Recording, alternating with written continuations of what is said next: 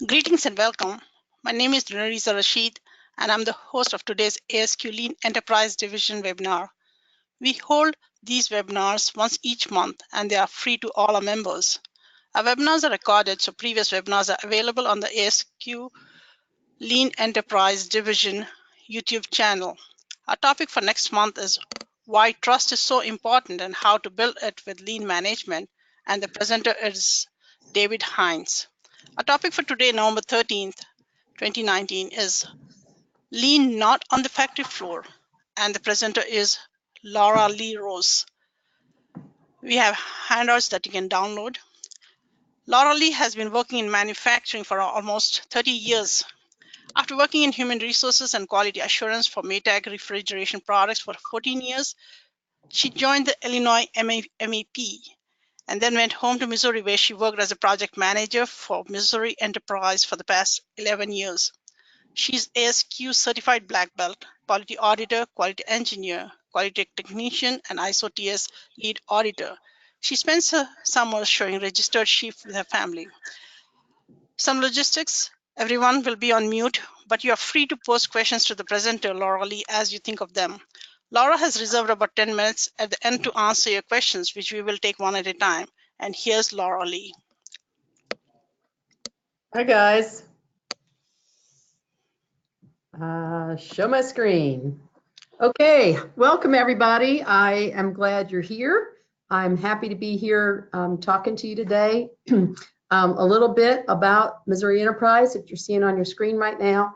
It's one of about 51 centers across the U.S. that's part of the NIST MEP, which stands for Manufacturing Extension Partnership. And that's under the direction of the Department of Commerce. And our objective at all of these centers is to help specifically small to medium-sized manufacturers be more efficient and effective and keep jobs in the U.S. So you heard Narisa say that I show sheep in the summers with my family. My family is the one whose faces you can see in this picture. We have about, I think last year we had 29 people there all together, 3 campers, 39 head of sheep. That's me that the arrow is pointing to with my favorite grandson. Here's another photo of me, what I look like when I'm not showing sheep. So I just want to give, Narisa gave you a little background about me. So we're just gonna dive into the subject. Waste is everywhere, and it's not just the factory floor. And that's why we use the term in our group, lean enterprise, instead of lean manufacturing. So it's very easy to see in manufacturing plants because it's apparent. This is a picture from one of our clients who has parts that are sitting, waiting for assembly. You can see that they are brass or copper parts, so there's probably a lot of money tied up there. And the risk is that the part changes, becomes obsolete. So it's fairly easy to see waste in the plant. It's a lot harder to see in the office. Number one, because it's spread out across many value streams, and we don't do a very good job of measuring it. But not applying it in the office and transactional, not on the factory floor, is where we can really sub-optimize things. What happens is that we think that the manufacturing process can pick up the slack when it comes to lead times. So we throw it over the wall late from engineering or from sales or wherever, and then hope that they'll make up the time. So let's talk just a minute about what lean is. Lean is about shortening the time between the time a customer places an order and we get the cash for that. Lean is shortening the time to onboard new employees if you were in HR. If you're in an educational setting, it's shortening the time to register new students. In the manufacturing organization, it's shortening the time to change over machines from one product to another. Basically, it's shortening the time to do any process in any industry. What it's not is reducing staff. And people have to understand that lean is about speed and velocity, which will result in higher customer satisfaction. So why do you do it? Again, customer satisfaction. One of the main reasons to do it is to increase capacity. You can increase your capacity because your throughput goes up. which increases your profits, and you can do it in the office to save office space and actually help reduce stress because you get rid of a lot of the things that people really don't like doing anyway. So the definition of lean that the MEP Lean Network uses throughout the organization is this one: a systematic approach to identifying and eliminating waste, which is we call non-value added activities, through continuous improvement by flowing the product at the pull of the customer in pursuit of perfection. So I want to unpack that just a little bit. First of all, we're going to talk a lot about waste, and we're going to talk about the different 8 wastes in the offices. Continuous improvement, I tell people that someone at your competition wakes up every day and wants to take your job away. Now, they don't know who you are, but if they can gain market share, you lose market share. Flowing the product at the pull means that we're waiting for the customer to pull something instead of pushing things out there and hope they buy them. And I know that no one is perfect, but if we can pursue perfection, kind of goes along with what I said about continuous improvement. We keep pursuing perfection, we have less chance of our competition taking our market share. So how do we get people to understand and see the benefits of lean? I like to start with lean in real life. And I have 4 examples here, or I have several examples, but the first one I like to tell people is closets and desks and garages. How much time do we waste looking for stuff in our closets, on our desks, in our garages or shops, or in that great institution in every single home in America, the dreaded junk drawer? So I think that people can get an understanding of lean applied to real life when we do apply it to real life. There are 4 things that I use for lean at home. The first one is a shoe rack. I know that seems like a very simple thing, but twice in my life I have worn 2 different shoes to work. The first time it wasn't bad because I had 2 pair of the same shoe, one black and one blue, so it wasn't that noticeable, except to me. The second time I packed 2 different shoes. One was black, one was brown, and they were both for the left foot.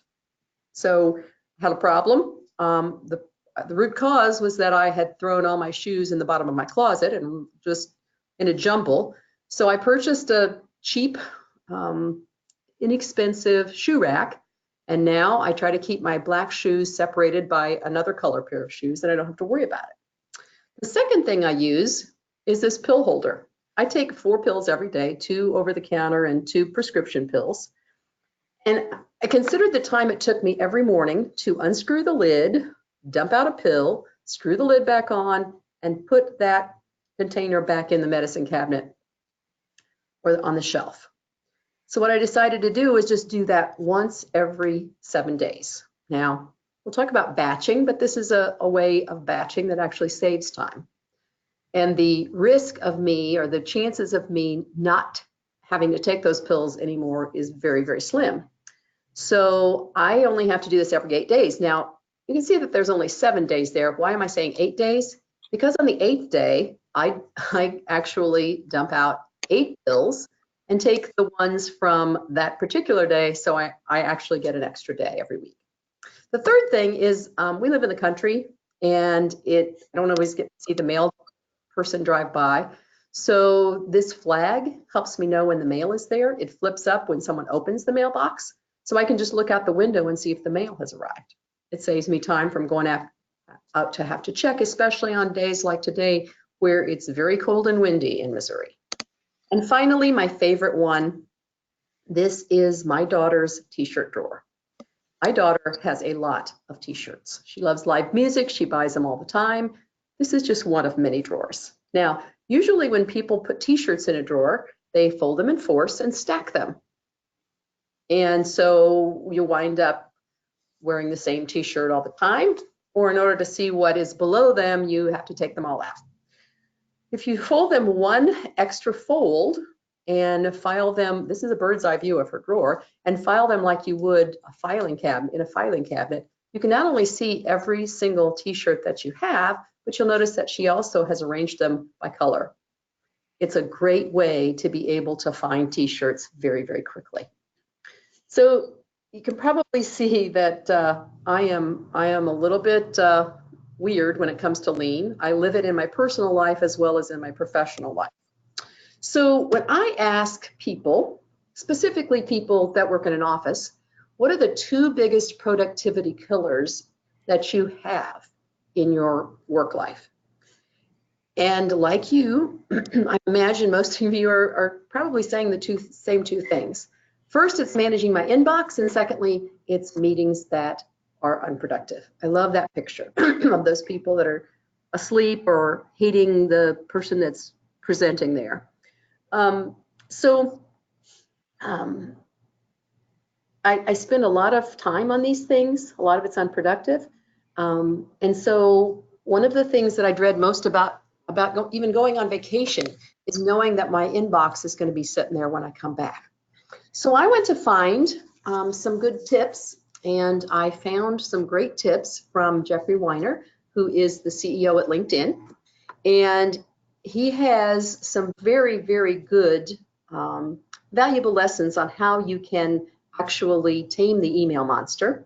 This is from his blog post on LinkedIn from 2013. I thought it was really good, so I'm just giving you the cliff notes.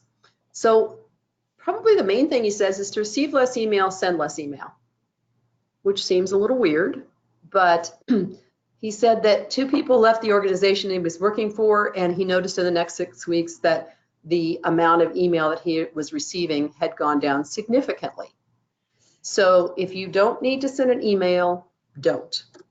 Secondly, he actually plans his day. He actually works with his email as his to-do list. So he marks anything that he needs to. If he opens it and he needs to follow up on it, he just simply goes back and marks it as unread.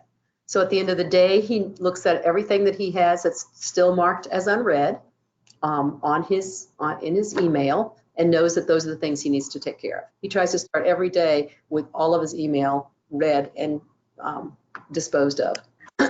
Establish a routine. Here's a guy that gets up at 5:30. Sorry, I'm not going to do that. Has a very good routine. Sends his girls off to school, comes home and has dinner, and then while he's watching Netflix or TV, he is working through his email. What he says is that if he does not have a routine and take care of that email, pretty soon it just takes over his life. Be precise with your words. You're going to see this in a minute when we talk about meetings. Words mean different things to different people. Make sure that you're very clear. Clarity is very important in any kind of communication. Give some thought to the recipients. I like this one because if you are sending something to someone or someone's, you need to make sure that you clarify who you expect a response or who you expect to take care of the action items. This happened in our organization just last week. We got an email to everybody who does what I do. Here you guys need to make these presentations. Everybody thought everybody else was going to do it. So just make sure that you understand the difference between carbon copy, blind carbon copy. Finally, he is a big believer in acknowledge receipt. I don't tend to be. I don't need a note back that says thanks. That's just clogging up my inbox. But he believes if you don't acknowledge receipt, people aren't sure that you got the message. And finally, take the combustible stuff online. I hope I don't have to say that. If you've got anything that you think is going to cause a problem, don't use email. So then let's talk about what he thought about meetings. He thought meetings could be just as deadly. I teach courses on effective meetings, and some of these are really good points. Number one is define the objective of the meeting. I teach DDI materials, and one of the things that they use is they said when you open the meeting, define what the purpose and importance of it is. If you don't have an objective for a meeting, you probably don't need to have the meeting. Also, make sure that everyone understands what the importance of the meeting is. Secondly, identify who's driving. Just like driving a car, 2 people can't drive a car, 2 people can't drive a meeting. Make sure that one person is in charge of facilitating. Take time to define semantics. We heard that back on email. Make sure that everybody understands when you use words what they mean. Specific to your company, because every company that I've ever worked with has a huge, huge host of acronyms. So just make sure that everybody understands what the words mean. assign somebody to take notes. That's fairly self-explanatory. They don't have to write down every single word that's said, but get somebody that can summarize what's being said. Have key action items that come out of every meeting. Just at the end, you summarize them. And I like this one. Ask people who are in that meeting, what can we do to make this even better? I would add to this list, always, always, always have an agenda and make sure you start and end on time. Finally, I know this seems a little hypocritical because you're sitting here at a webinar watching a PowerPoint. I apologize. But I love this idea that we stole from Jeff Bezos at Amazon. And what he said was eliminate the presentation. Seriously, no presentations. I know that seems really weird for you, for those of us who do presentations all the time. But the idea is to send the presentation to everyone who is invited to the meeting. And Bezos has a rule that if the it's called the 2 pizza rule. If 2 pizzas can't feed everybody in the meeting, you've got too many people in the meeting. So you send the presentation 24 hours in advance. You know that people are going to show up and haven't looked at it. So you give participants 5 to 10 minutes at the beginning of the meeting in silence to go over the slide deck. He said that's going to seem a really weird way to start the meeting, but give it a chance. It's going to seem like a study hall.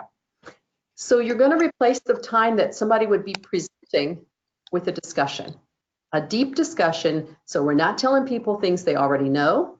And we're able, according to Jeff Weiner, that we're able to have meetings that we thought were going to take an hour only take 20 to 30 minutes. So let's go on to the definition of lean. We said was to identify and eliminate non-value added. So value added, according to the MEP Lean Network, says that it's any activity that increases the market form or function of the product or service. This is stuff that the customer is willing to pay for. I know I just ended that sentence in a preposition. I apologize. So this is stuff that, and this is always from the perception of the customer. So on the flip side, we've got non-value added. That's stuff that doesn't add market form or function to the product and isn't necessary. You've got to eliminate it, simplify it, reduce it, or integrate it into what you're always doing. So since this is an ASQ group, I just want to mention that most of what quality personnel do is non-value added. Now, you can't make a product or service any better by just inspecting it. We should call it quality insurance, I guess, because it ensures that defects don't get out the door. But we know that even 100% inspection is only about 80% effective. And people are not willing to pay for us to inspect anything. Now, there are exceptions. If I am getting a pacemaker put inside me, I'm probably not going to just buy it from a guy on the street in a raincoat. I want to buy it from somebody who has done some pretty good testing on that. So there is also this thing called non-value added but necessary. And those things are, quality assurance is probably one of them, payroll, human resources, things that we have to have that don't add any value in the customer's eyes, but we have to have them. So administrative activities are important to lean because they're often a big piece of the total throughput time. So when we look at throughput time, from the time somebody orders till the time we deliver, some of that time is spent in administrative things, order entry, purchasing, those kinds of things. And as I said before, a lot of office functions support several different value streams. So it's hard to identify who the customer is. If I say to someone in accounting, who's your customer? What's your product? It's going to be, well, manufacturing is a lot of the time. If you're in a manufacturing facility, if you're the receptionist, who's your customer? Well, the organization kind of is. So it's a little tougher to do because they're harder to identify. For example, we're going to talk about things like unnecessary approvals and excessive rework and delays and communication loops and all different kinds of things that are considered waste from an administrative standpoint. So here's a list of typical office activities. I'm sure there's others, and there's waste in every single one of these. In fact, most of these, the end customer really could care less, the end user. The end user, for whatever you're producing, probably doesn't care that you have an accounting department or you are updating your MRP system. But they're usually non-value added but necessary. So if office environments are usually traditionally organized into functional departments. So we have an accounting department, we have a purchasing department, we have an HR department, and work travels through those multiple departments. If I am trying to, if I've got a request for quote, it's coming into sales, but I have to get information from perhaps engineering and purchasing and maybe manufacturing, and it's coming back through to me. Employees are in these functional departments are only usually responsible for one thing, and we don't do a very good job of measuring their performance, especially by department. We have these checkpoints at all the boundaries, and each of these departments or silos or kingdoms, as I like to call them, has boundaries over, and the spaces in between those boundaries are where things get lost. And most of the decisions are going to require somebody above you to make the approval. So there are advantages to the traditional office, that individuals can get very, very good at what they do. Managers have a lot of people usually to choose from that they can allocate the work. And supervisors also get very, very good at what they do. However, there's a longer list of disadvantages. I'm not going to read all these to you, but people don't, one of the ones that I think is really important is that they don't really understand how their work fits into the big picture. There's nobody that actually owns the process, or the process owners don't really understand how the work is done. So I think that there are some things that we can do that we're going to see in a little bit that can help us address some of these disadvantages. So let's get into lean. Okay, I am going to talk about the 8 wastes. Some people have probably heard about 7 of them. The MEP system uses 8. So those are, the 8 wastes are the non-value added ones. You will notice that the first letter of each of them spell the word downtime, which it makes more sense to me. I learned Stop William D or Tim Wood or something like that. Downtime makes more sense to me. So these are the things that you see on this pie chart. 95% of all lead time is non-value added. Now, that's lead time. So everything in that the red part of that pie chart is non-value added. The defects, the overproduction, the waiting, all of those things. So the value added is the little tiny slice of green you see there. So what happens is that we actually, when we're getting down to the wire and we need to ship product, we go to the value added folks out on the factory floor that are actually making the product, and we tell them to work faster or work overtime or get the job done, because we've already wasted 95% of that lead time on waste. So let's start just kind of going down the list. Defect waste, I'm not going to read these slides to you. I am assuming that you guys are all literate. Defect waste is one of the easiest ones to see, but it's not always the easiest one to fix. I'm sure you've all experienced getting some work that didn't have all the necessary information that you needed to complete whatever task you were supposed to do. I'm sure that you've all done something at some point where you've made a data entry error or a typo. I could give you some great stories about some typos that I have made in my life. So defect is anything that is missing or incomplete. So some of the causes are listed here for defect waste. Maybe it's a lack of training. Maybe it's monotonous stuff. There's a lot of different reasons. Sometimes there's no standard procedure. I go to a lot of places where I say, okay, so what's the process for doing invoicing? And so one person in accounting will tell me one thing, and another person in accounting will tell me something completely different. So I've also put some remedies in here. Anytime you can eliminate data entry points, establish that standard work, standardized forms. We're going to talk about some of these remedies in a little bit when we get into the tools. Overproduction waste is making more earlier or faster than is required by the next process. Overproduction is how we get excess inventory, and excess inventory is a waste because we've got our money tied up in something besides something that's going on the truck.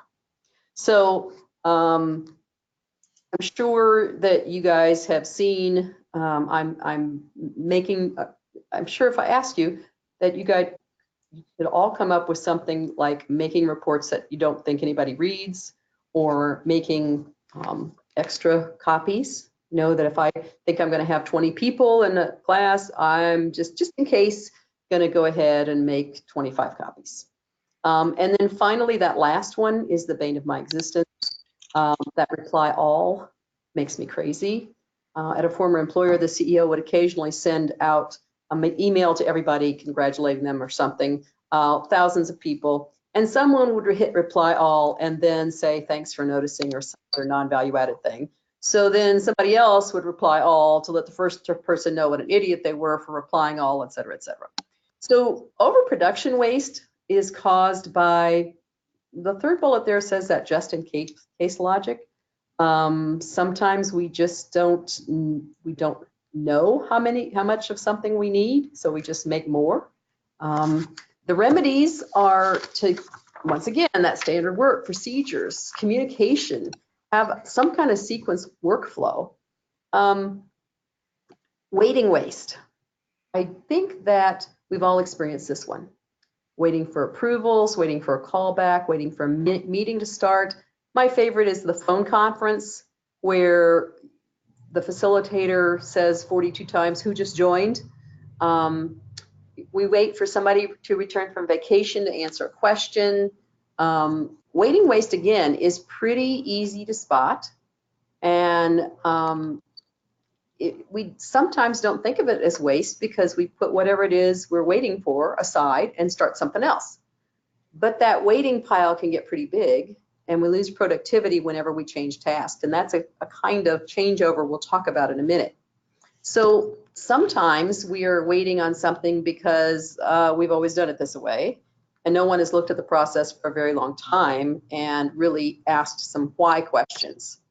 So again, we can do cross-training. We can look at how many approvals do we really need for some of this stuff. Cross-train is already up there. The next one is not utilizing people. And this is the 8th one that we add that some people don't. And what it means is that we're not using people's knowledge, skills, and abilities. And that means that we are limiting them to whatever their functional responsibility is. And we are asking them not necessarily to use their brains, just do what you're told to do. And I am a firm believer that there is nobody that knows a job better than the person that does it every single day. And a lot of folks have abilities that we're not even aware of. So that not utilizing people could be a culture issue. It could be a lack of training. It could be bad communication. It could be we don't rotate jobs. And we can unleash that creativity and that knowledge by empowering and training people. And one of the things my church does is an inventory of everybody's gifts. And that helps identify things that we're naturally good at, such as organizing or leading or teaching or whatever it is. And you kind of need something like that for the people that work in the office. You might uncover some amazing skills that you didn't even know you had access to. The next one is transportation. We talk about transportation. In the factory, we think about moving stuff from point A to point B. When we look to see how lean an organization is, we start counting how many forklifts do they have, how many hand carts do they have. It's a little harder, transportation is a little harder in the office, primarily because most of the stuff that we're moving around is electronic. but we still have to retrieve and store files, and the old printer, one printer for 20 people to share.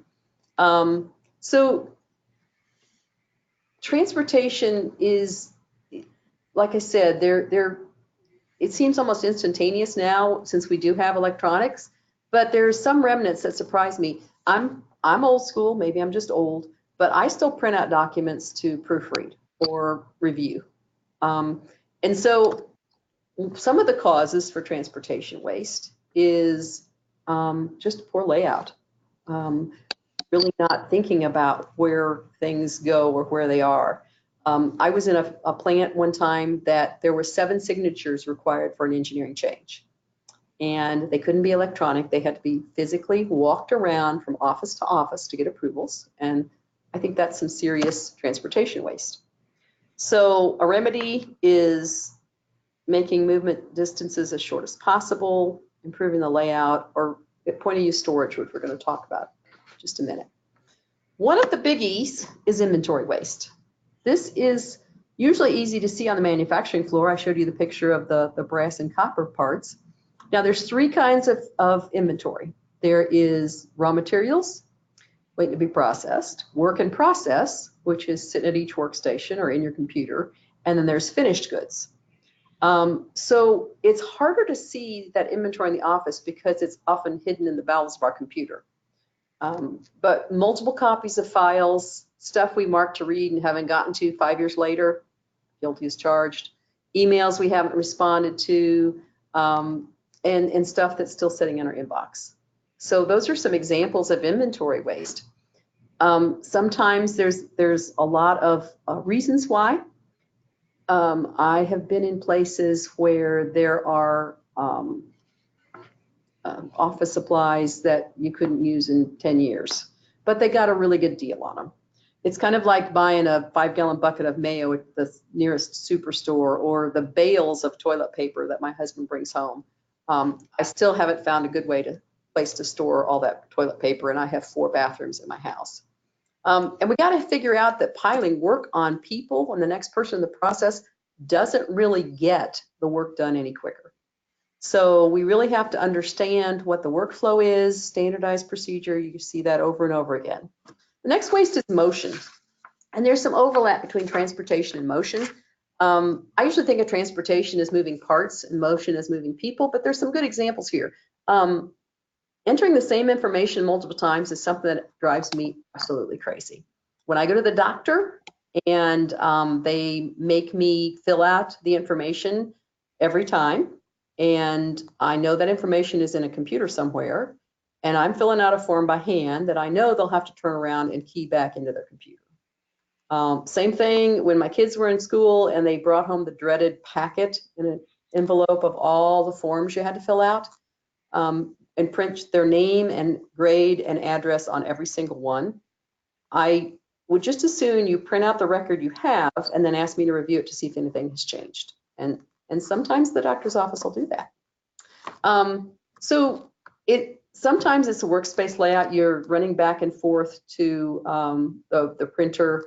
Motion waste can be a disorganized desk. I have another confession to make. I store things on the floor in my home office. I have a dedicated office.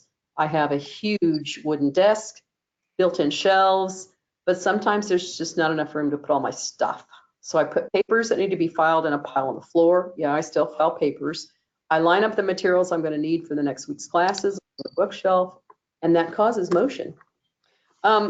So the remedies include color coding and organization and improve office layout. And I want to point out that last remedy. It says minimize sharing of less expensive office equipment and supplies. So we've all been there when we have to sort through everybody else's stuff to find our copies. I bought the copier that I use at home. It's a copier and scanner. I bought it for 20 bucks. Granted, the ink cartridges cost more than that, but the ROI is pretty good if you want to invest in decentralized printers, especially when you consider if you have to go walk across the office or walk to another area to get your copies, you're going to run into someone or two that you need to stop and chat with. And yes, again, I'm guilty.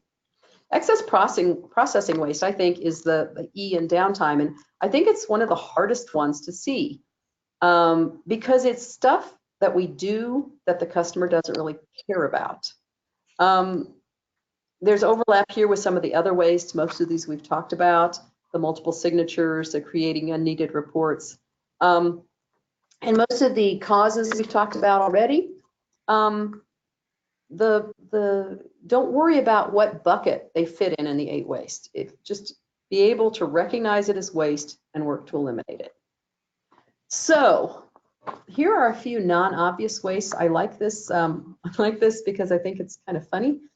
There's the waste of tracking orders, the waste of automating the waste, and I've seen that. The waste of analyzing the waste, the waste of costing the cost reductions, the waste of costing the bad quality, and the waste of reporting the utilization and efficiency. And you could argue those last two, and we're not going to do that today.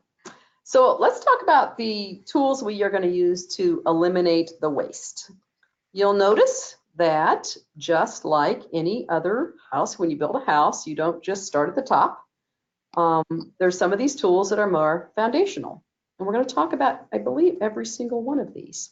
Also on the right-hand side, you'll notice that there's value stream mapping of the steps. Value stream mapping is a diagnostic tool that we use that's just the interest of the house. You'll also notice that continuous improvement is the roof. Once we've got everything in place, we got to keep making it better. And you'll also notice that some of the mortar that's keeping everything together are the training within industry or TWI classes, job instruction, job relations, and then job methods up on top. So let's start with one of the foundational tools. This is one of my favorites. 5S is what we talked about when I showed you the closet and my daughter's drawer. It's more than housekeeping, it's workplace organization. So it's 5 Japanese words that I can't pronounce, which we have figured out there's 5 English words to describe the process. Does this look familiar? It's kind of what my desk looks like when I come home from being a week away, except I don't have a landline, and that recycling bin right there in front is going to be full of Diet Coke cans. So here are the 5 S's. Anybody that's familiar with lean will understand what they are. We've got sort what you don't need, set in order what you're keeping, shine everything that's there, standardize means you've got to create rules that people can follow, and the hardest one is always going to be sustain. Now, I always tell people that my son, who I tried to teach this system to when he was probably 14 and didn't clean his room, also came up with a 6th S. It was not safety, it was sniff, in order to tell the dirty clothes from the clean clothes. I declined that. So I don't know if you've ever seen this. If you haven't, if you have, you can take a nap for the next couple minutes. It's really a great exercise to help people understand how valuable 5S is. I got it from the internet. It's from the 5S numbers game from lean.org. It really helps engage people. So it's the scenario is you're a cat rancher, the fence blew down and your 49 prize cats have been mixed in with your farm cats. We got to catch the show cats. They all have little sweaters with numbers on them. And because cats have a distinct sense of social hierarchy, we have to catch them in order of their social status. So I give them all a sheet. I tell them they can turn over and they can mark out each of the cats in order. They have to start with 1 and go to 49. I give them 30 seconds, and when they turn their page over, they see this. So sometimes people can't even find 1. And just in case you're wondering, it's right there. So we get done. They tell me how many they've caught the first time, and if they get to double digits, anybody gets to double digits, I'm surprised. So then we talk about the concept of sort. And so I say, okay, so what's in here that's keeping you from finding all those cats, the 49 cats? And someone will always say, well, I don't need all the numbers that are above 49. I see an 80 and a 68 and a 74. So I told them that because I'm an excellent cat caller, I have gotten all the farm cats out and that we're going to do the exercise again. And so I give them another sheet and they turn it over and it looks like this. These are only the numbers from 1 to 49. So The cats are happy. They're all staying in the same place. You'll notice the one. So they try again. They get a few more. But I ask, okay, so why didn't you find them all after 30 seconds? And they say, well, they're all different sizes and different fonts, and they're all upside down and sideways. And so I explain the idea of set and order and standardize. We have to skip shine because I understand cats are mostly self-cleaning, but I do try to help them understand that it's more than housekeeping. So then I say, okay, so we're going to set them in order, and I've got some temporary fencing arranged, and I put them all in the same font. And so this is what they see. And if you start in the lower left corner with number 1, and you know what the left corner is because they're all right side up, and you go, the box above it has 2, the box above it has 3. You go to the middle column and start at the bottom. There's 4, 5, and 6. And then we do it again, and somebody always gets 49. Mostly multiple people do. So then we kind of talk about the difference between circling the number and putting X on it and putting 1 slash mark, because the slash is always going to be the leanest way. So I try to help them understand this is what they look like when each cat's in its own pen. So then we talk about the other advantages of 5S. So if I showed you this and said, we got 2 cats missing, which 2 are they? It would take you a very long time to try to figure out which 2 cats were missing.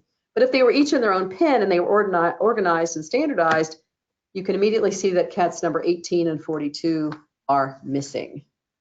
So 5S is really foundational for implementing lean. It really takes a lot of discipline. And if you don't have the discipline to maintain a 5S system, like my son, you probably don't have the discipline to practice lean. So it's usually a good starting point, but it can't be all you do. So here's a before and after picture taken from a slightly different perspective, which bothers me. But I'm sure that there are people on this call that have desks that have piles of stuff on them, like the one on the left. And if your desk looks like the one on the right, I congratulate you. That's amazing. But remember that 5S also includes what's inside your computer. And I can keep my desk in order probably better than I can keep my computer files in order. So 5S is visual. And visual is how we have workplaces that people can do their jobs without any direction. You can walk up and you can understand what to do and how to do it without any help or very little help. So again, color coding, highlighted signature lines, designated locations for things, labels on things. Here is an example that was probably an outgrowth of a 5S system. You'll notice that each of the boxes have a label on them that matches the label on the shelf. So it's very easy to see when things are missing, first of all, just like if you have a tool board and your hammer's gone, it's easy to see on your shadow board that it's missing. It's just a good way to keep organized visually. Let's talk a little bit about standard work. I say standard work is the one best way to do something. We have got the best combination of people, materials, methods, and machines. It's really good for training and cross-training because it gets rid of this is how I do it. I don't care how anybody else does it, which is that tribal knowledge. And the task is done the same way no matter who's doing it. So it's really important. Total productive maintenance is that sometimes you think of as a factory thing, but we all use electronics that have to work. We use computers that sometimes get viruses or get something wrong with them. We have copy machines, we have copier jams, we have printer issues. All of those things are important, and we have to make sure that we are able to overcome those. Point of view storage is something that I use in my kitchen all the time. It's very simple. You store the stuff where you need it. I make cookies every week. All my cooking ingredients, the mixer, the tools, the oven, everything is, I can stand in one place and reach it, except the refrigerator, which is about 2 steps away where I go to get the milk and eggs. So if it works in my kitchen, why not try it in the office? Quality at the source is simply you don't pass things along that you know are not right. I'm sure that we've all passed something along that wasn't quite all the way filled out. Okay, you need the customer's PO in the database, but they haven't got back to you with the PO. But invoice is going to need the customer's PO before they can send out the invoice, and so it just it's a domino effect. Basically, this just means take responsibility for your work, have everything you need to make sure the work you complete is accurate before you send it to the next process. Quick changeover. This is really hard for me to think of in an office environment, but I said a while ago, when we have to wait for things, sometimes we have to shift our brains onto another piece of a project. So for the examples I like here, accounting's running payroll, then they have to change over to switch to doing invoices. I complete something, then I have to go to my boss to figure out what I'm supposed to do next. Logging in and out of databases, which a lot of people unfortunately still do. So it's easy to see in the factory when we're painting black widgets and then we have to change over to paint white widgets. But the concepts are the same. We have to not necessarily change over our machines, but we have to change over our brains. Push office systems, it's batches. Batching is bad in a lean system. So here's an example. An engineer needs to get 4 specs into the document control system. So he waits until he's finished all 4 of them before giving them to the document control group. And now there's a bottleneck with getting them all approved. So because the approvers are getting them all at once, and it would be easier for them to review each spec as it's completed. So batches are bad. Kanban is a Japanese word for signal. It just makes sure that when you're about out of something, that you know that you're just about out of it. Here are a lot of printer cartridges, and I don't know if they bought a truckload because they got a good deal on them. How many do we really need? How quickly can we get them? How long does it take us to get a new one? Is this where they really belong? They don't know that they're by the printer. Just be aware of Kanbans and the choices that you have to do them. Teams and cross-training, we've talked about that as a lot of the remedy. I've seen places, and we have the person who does our expense reports, when she goes on vacation, we have to either get our expense reports in before she leaves, or we have to wait, for 2 weeks or a month after that. So just train your people so that they can do more than one job. Traditional office layout, again, here's a sales, and there's an estimator, and there's one copier, and there's a document deliverer, and they're just going everywhere. Just be aware of how work is flowing. And electronically, it's when we're just sending things electronically, it makes the layout a lot easier. So historically, you had the person in charge was sitting up in an office somewhere in the corner or upstairs. You could see everything at once. Then we kind of went to mass production. And so all the accounting people were in one place, and all the engineers were in one place. And then we got into this whole cubicle thing where we can prairie dog. And so we got a little mixed up. So if there wasn't room, we stuffed people in with other people that were doing another function.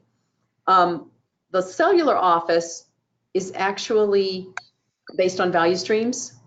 And so we have engineering and HR or quality and sales or whatever functional area is important, purchasing, or working together, not in a functional area, but dedicated to one value stream. It looks like this picture. So it's everybody is working on the same value stream, even though they have different functions. Lean success in the office is very similar to lean success in the factory. It's important, the same success factors apply. We have to ask questions. We have to make sure that we involve employees. We have to share information. We have to allow experimentation. And I like this last one. It says learn from failures. I think it's very important. One of my favorite sayings is fail fast, fail cheap, and fail forward. Make your organization risk-averse enough so that people aren't afraid to fail to learn things. There's a little bit of information here about value streams. We're about out of time. The the information is, the handout is there. Just thinking of value streams as getting things to the customer. I use this job breakdown sheet, which I stole from the Training Within Industry job methods, for doing value stream maps, where you just write down what are all the details of the process. I actually worked with an organization that had the collections process was, when we documented it, it was 160 some odd steps. We asked why they did it, where they did it, when, who, and how. Could we eliminate it, rearrange? So we got that 160 steps, which were crazy because they hadn't changed the process for 20 years. They just kept adding extra checks whenever anybody made a mistake. We got it down to, I think, 25 or 27. And so it was a much more streamlined method, just using this very simple chart. So that's all I've got. I think that we are down to our last 10 minutes. Nazira promised that I would ask some questions. Thanks, Laura. This is, we have only one question in here, one I'm seeing that can apply to many. So the question is, can I post a copy of the slides on my SharePoint site to share with others of my other members of my company? Well, can they just not, okay, can they take the slides that are on the handout here? I don't have a problem with that. Okay. I don't have a problem with that at all. I've got my phone number and my address, my email address. There's over 300 of you on this call, so I may not answer, you know, if I don't recognize the number, I don't answer my phone, but feel free to leave me a message if you have any other questions. Reach out to me via email. Again, thank you so much. Thank you, Nazira. You did a great job of facilitating. And I really enjoyed it. It's very different for me because I can't see people. So I hope that you got something out of it. That's all I got.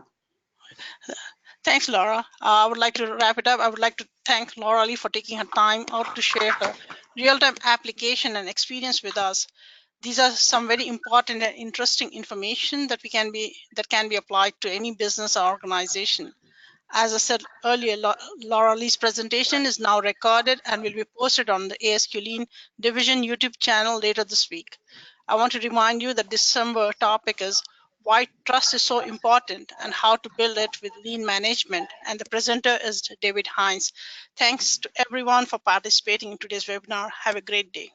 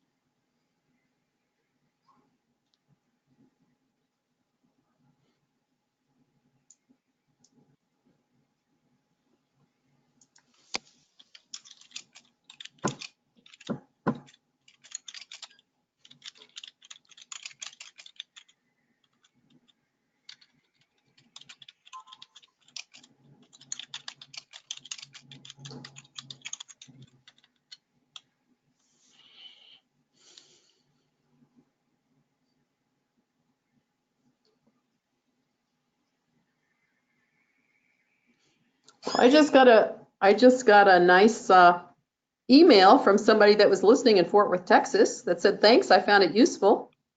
Yeah, there's a lot of thank yous on here. We shall share all the questions to you so you can see. Okay. Cool. Most of your audience have thanked you for. And there is a question, do we have a RU credit? I think Frank can answer that if he's on here. What was the question? Do we have RU credit? Oh, I I don't believe. know that. That'd be Yeah, an ASQ question. yeah, I believe so, but let me pass that to Frank.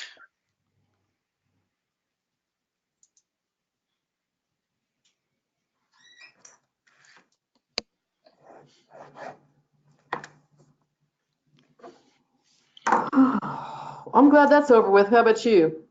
Oh, sure. Thank you. I will log out here right now. So Okay, I'll great save job. those. You did a great job. Thanks. Bye-bye. Bye.